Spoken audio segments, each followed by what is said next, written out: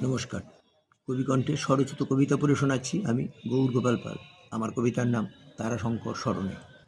লেখনী যাদের অমর করেছে এই ধরনীর মাঝে, তারাশঙ্কর একজনটারই, তাই তো হৃদয়ে রাজে।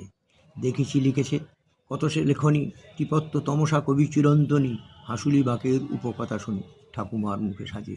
না বিচারক সপ্তপদী উত্তরায়ণ মঞ্জরি অপেরা, গণদেবতায় জ্ঞানপীঠটা উপন্যাসের সেরা।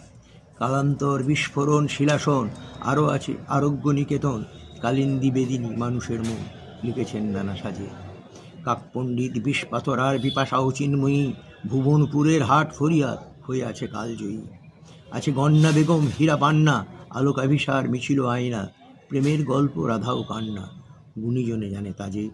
ছলনাময়ী চকমকি আর এই সন্দীপন পাঠশালা, আছে পঞ্চগ্রাম যুগ বিপ্লব আরও যে প্রসাদ মালা।